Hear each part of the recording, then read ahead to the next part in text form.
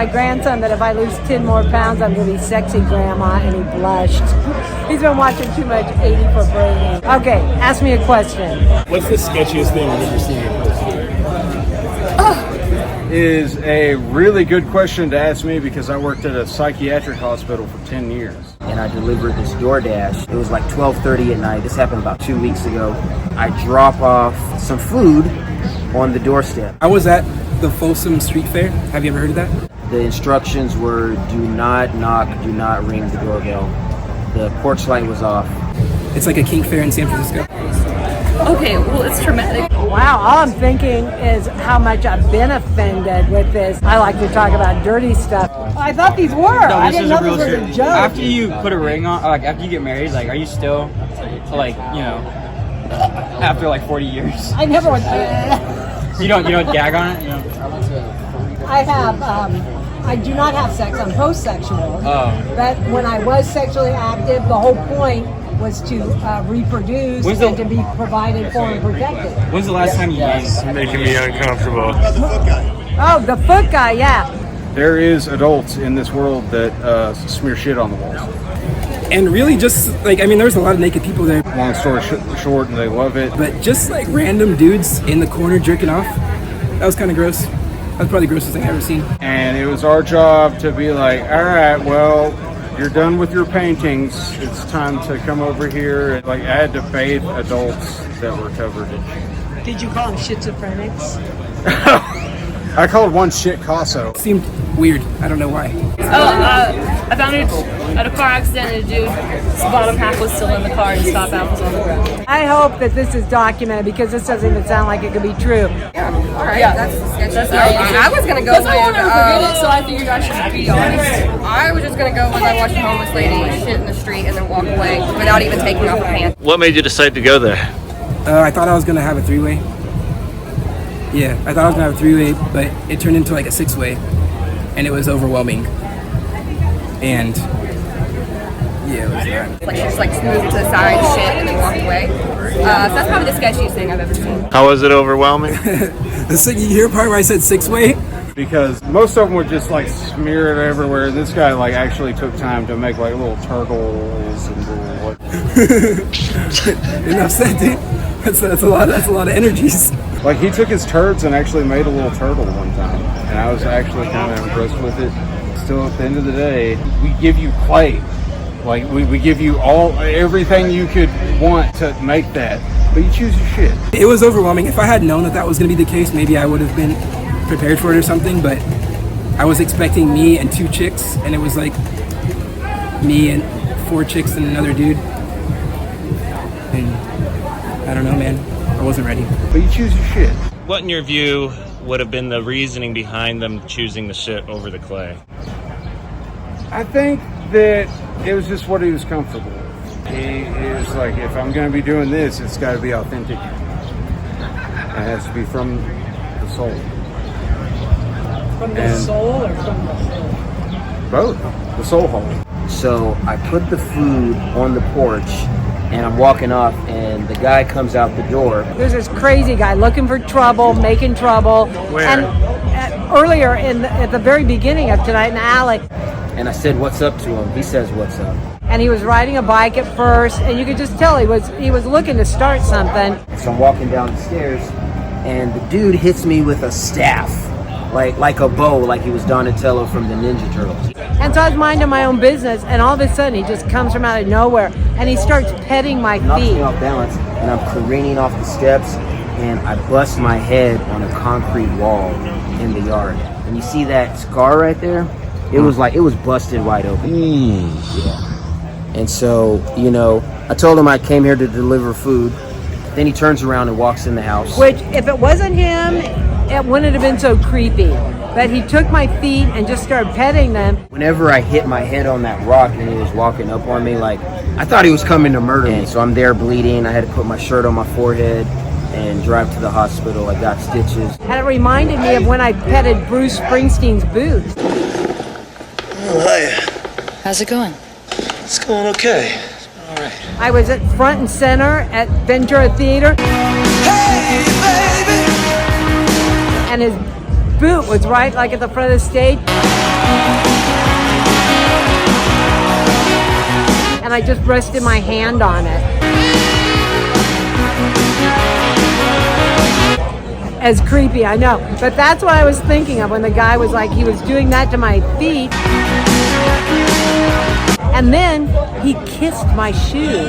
Messages keep getting clearer. That I walked in this alley. It's like, you couldn't have nastier shoes on than alley shoes. What, in your view, would be an appropriate reason for one to smear their shit on the wall or eat it? My brother worked in corrections for 20 plus years. The roommate, the person that ordered food, he texts me on the app and tells me that the guy that attacked me was probably on drugs and that he wasn't even supposed to be there. And he said that the prisoners would often like smear shit everywhere in protest. He bent down and he started kissing my Told me his name.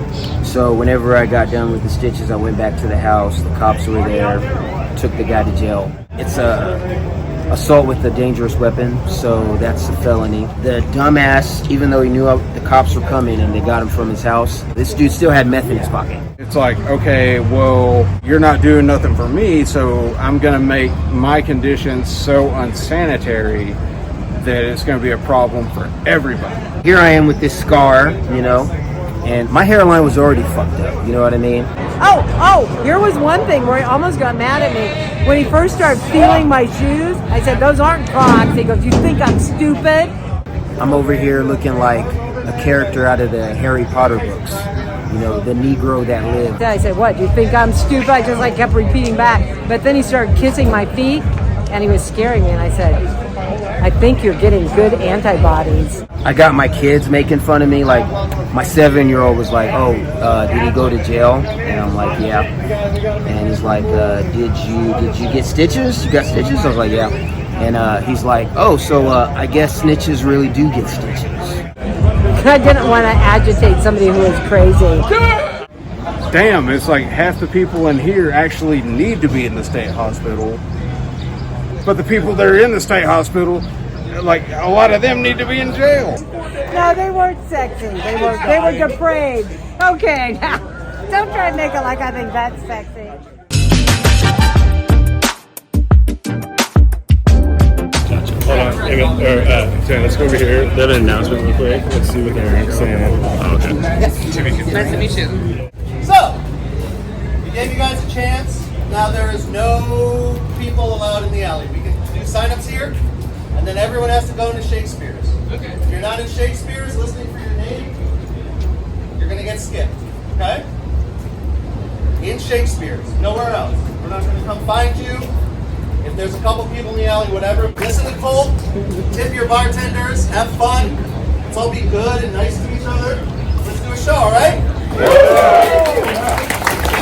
This is where all the comedians that signed up for Kill Tony come to wait for their turn to go up if they get called. Well, I think everyone knows about Kill Tony. I didn't realize it was filmed in Austin. This is actually Tony's birthday weekend. Oh, I forgot. So we came down here for that. I was trying to get on the comedy Mothership, and then somebody was like, you want to do Kill Tony afterwards? And I was like, sure, but like, where are we going? And they said, it's right around the back alley. How long have you guys listened to Kill Tony? Oh, for like 2.5 years, probably. I'm an entirely new one. She watched it first. Yes, I listened to my first episode today. I think it's kind of crazy to see what it was. And like, I'm not going to sit here and tell you like I'm the biggest fan. I've been watching it since day one. Like, absolutely not. I knew of it. I think it's great that it's been going for like 10 years, dude. Like, they found the winning formula. And then when I got to Austin, obviously I became more involved, being aware of it and like talking to people around the scene. Who'd have thought that watching people bomb 1 minute at a time, year after year, night after night, would be the thing that YouTube needed the most? Some of the people back here, what does it feel like? A bunch of bros. This is one channel on YouTube that hey, what's up, man? Hey. Yeah, totally. I feel like I could probably get any drug I wanted from this crew, and maybe also some other antihistamines. Probably there seems like there's a lot of rashes. And it got crazy in the alley. I remember I was here the first couple of nights waiting in the alley. And it was anarchy. So Shakespeare's Pub said we'll open our doors to let comedians come in, but also just keep the alley safe and all that. But it's totally crazy to see like what type of characters have come from this, and like stories have like, you know, come from, like, I think now even the alleyway has become a story all within itself. You know what I mean? I like that we were told to gather in the alley. Yeah. Because we saw people gather, like, that's just like a little homeless cluster. That's not for us, you know. And then you're like, no, this is where you're going. And I was like, a shit ton of lemons down here. You know, it's just like, if life gives you lemons, and I guess you're in an alleyway with a bunch of like poorly taken care of men. In 2 years, this isn't going to be happening, man. Like, it's such a brief moment. It's like 2 months. What was it? Yeah, almost 3 months, let's just say, of like the alleyway happening. And now it just becomes like a timestamp in, you know, the comedy world. What do you say to the people that are a little bit sad that the fun carnival type atmosphere, the Freedom Fest, is now over? Life changes, the winds shift. It was fun while it lasted. If you weren't here, you missed out. It was a moment in time, and I'll never forget it. You know what I'm saying? It was a lot of fun. Hanging outside in the alleyway, outside the Mothership, with a bunch of broke comedians trying to make something of themselves. It was a lot of fun. And the Lord said, let there be comedy. Oh yeah, the Lord has a great sense of humor.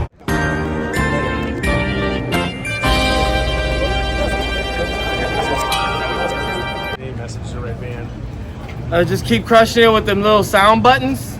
Those are really good, bro. You fucking murder them little sound buttons. Ew. Don't say shit, but kill the murder button. Just kill the buttons.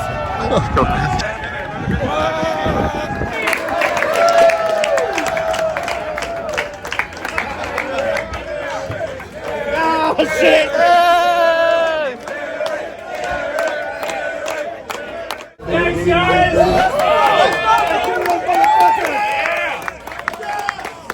Ladies and gentlemen, your next comedian straight out of the bucket goes by the name of Derek Dimple, everybody. Derek Dimple. 60 seconds uninterrupted for Derek Dimple. Wow. Comedy Mothership, make some noise if you're having a good time. Wow. And then I did a minute of stand-up after that, and it was a good response. Yeah.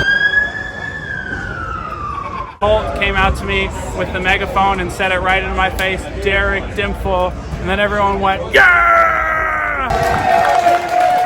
Yeah, and it was an amazing feeling because everyone cheered for me, everyone was rooting for me, everyone knew that I'd signed up a whole bunch, and they had never brought me on before. Is this your first time?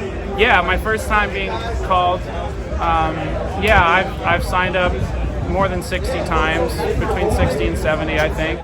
And so I emptied my pockets and I went through the door, and it was a really great feeling. I'm autistic.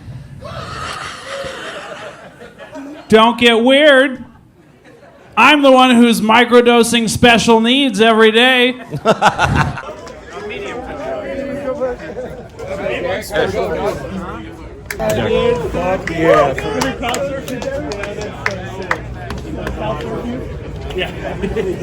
All right, that's good. Okay, Derek Dimple, everybody. Hello, Derek.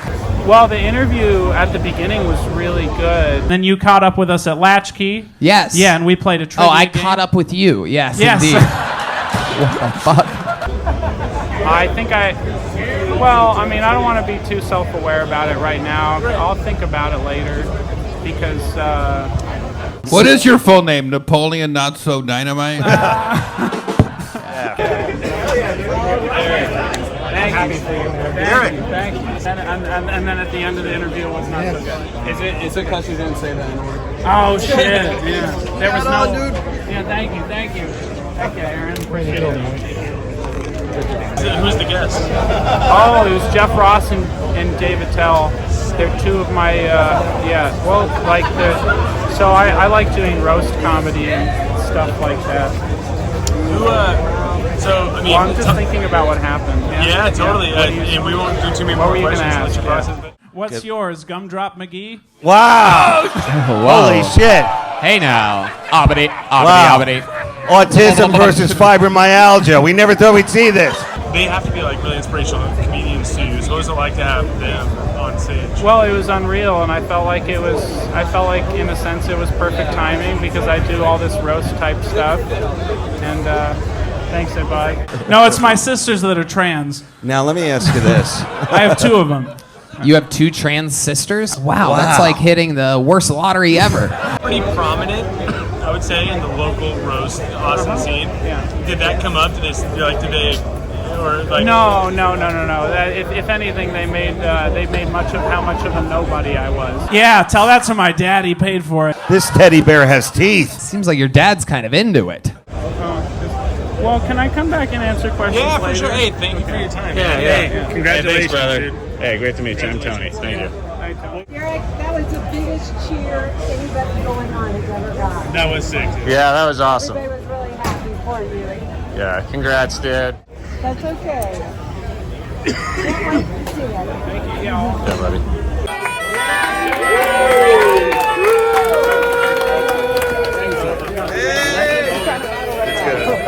What kind of battle? Let's go. We get interviewed? Yeah. Give me 1 second. Hold on, Matt. Yeah. He's famous now. Yeah. Make some noise for your next comedian. Out of the bucket, Renea Ortiz. Renea or Renea Ortiz? Oh, there he is. Okay, one more time for Renea Ortiz, everybody. 0, officially 0. Yep. Just got on stage at Kill Tony, first time on, and it was fun. How you feel? Remember what you talked about? Yeah. Might be one of the most Mexican-looking people we've ever. Was your mother a cactus? And your father a taquito, perhaps? I feel like it went pretty well. I was writing down stuff in the alley, and I knew like if I get pulled, I definitely want to pull something from what I just wrote, not an old set. You know, like have fun with it, right? Wow.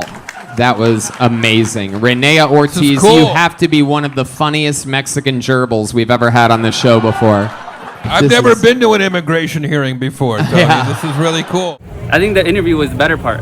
There was more laughs, and I did get to share a lot. I think that was cool. My dad was the cactus. Okay, yep. Step on the jokes and the border wall at the same time. Incredible. What did you talk about? So like my joke involved running away from Mexico as a U.S. citizen, and they kind of went off that. Right? Yeah, it's the tan.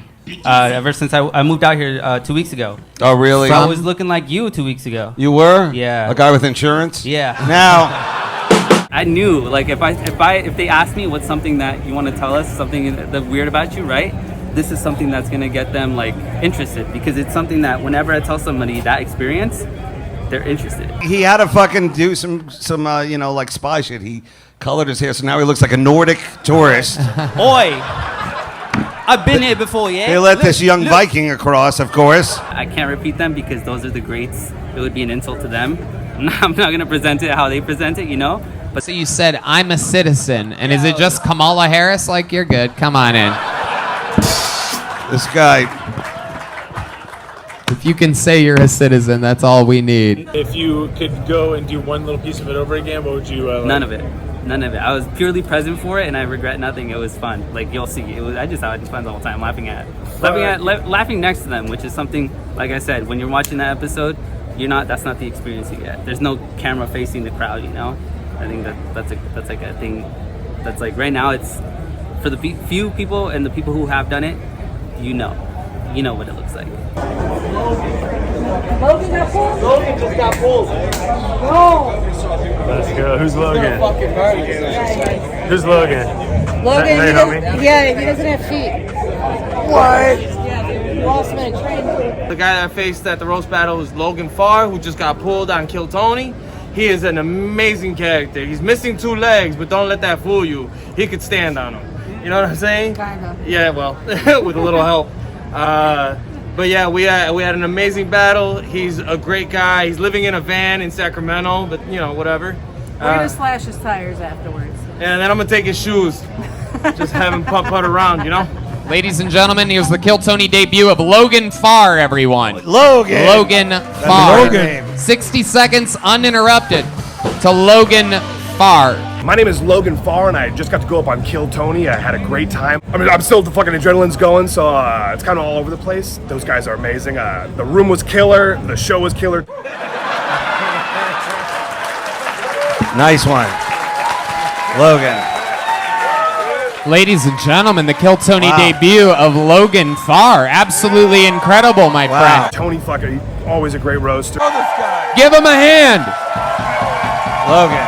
Boom. Come on, give him 2 legs as well. Let's go. Come on. This is incredible. What was the highlight of your set? Ooh, getting compliments from Tony, Jeff Ross, Redman, and David Tell. So you got run over by a train? Yeah. And look at you now. Now you're on the right track. Did they notice the fact that you don't have legs? Yeah, I brought it up immediately. I know this guy. I You know do? this guy. By the way, Were you the conductor? It's one of those things that I like to address right away, because if people don't notice, it tends to take away in the middle of the set, because then they're just staring like, why is he talking so much about disabled people? And I'm like, because I am one. What do you do for work? I coach jiu-jitsu. I travel for that. Jiu-jitsu? Yeah. It's not fair. Good luck with that ankle lock. Jesus. This motherfucker will not tap at all. Dude, what do you bench? You're like huge. It's all jiu-jitsu. Logan, impressed all the way through, but can I give you some advice for the next birthday? 2 words, ready? Yeah. Dave and Buster's. All right, yeah. Stay out of the train yard. That's for the professionals. Yeah. All right?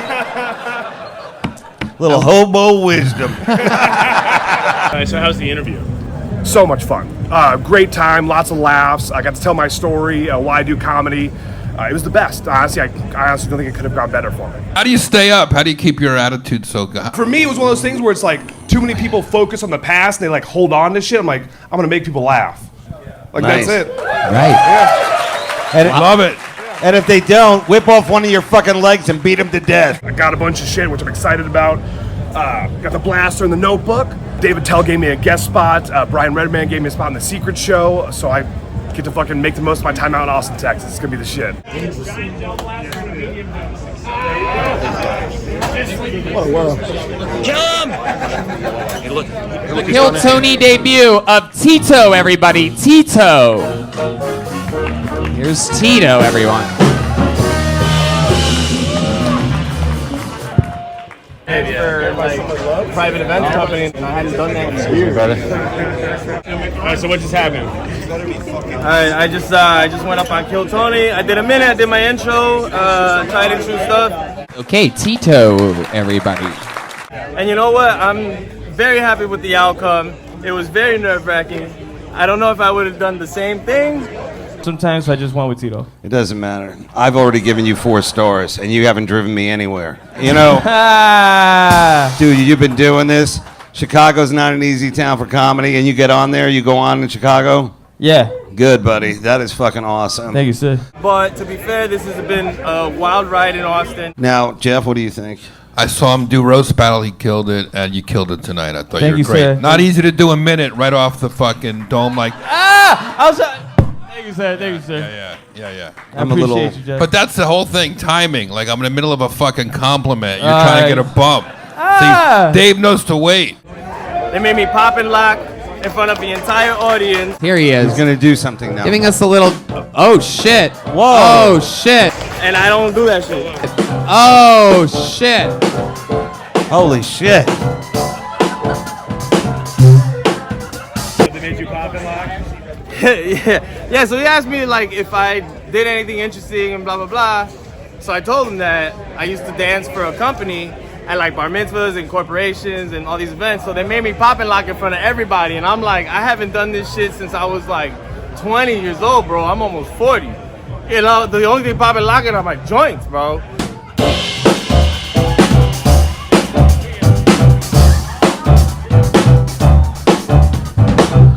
And so I went up and I did it, and I felt like a little bit insecure about it. The old Chicago robot there. But at the end of the day, this meant well. Jeff Ross, he was there at the roast yesterday. He gave me mad props. And honestly, this is one of those dream type things where you're like, okay, cool. I'm really happy with the fucking path I'm on. If you had a message to Tony after this, what's your message? Bro, I don't know why he's glowing red, but he got a tan. I'm just playing. He's great. Listen, I think Tony's doing something amazing for us, giving us a platform. The minute thing is perfect. You know, I think that as long as he can continue to bring comics that really have talent and bring them up and give them their shine and at least allow the people to enjoy what they've done and the art they've created. If you continue doing that, and leaving a bold impression on the scene and in comedy in general. You're doing something amazing. Do you have a message for Jeff Ross? Jeff, bro, I love you. You've been one of my inspirations. I met you in Chicago a year ago at a roast, and honestly, like, I watch your clips, I see your videos, I try to study your game. I mean, he's just one of those guys that, like, he's just like slowly been etching his name into like the history books, and then like everybody respects him. A lot of people know him. He's a calm, gentle dude, and just keep doing what you do, because what you've done up to this point has inspired a ton of us.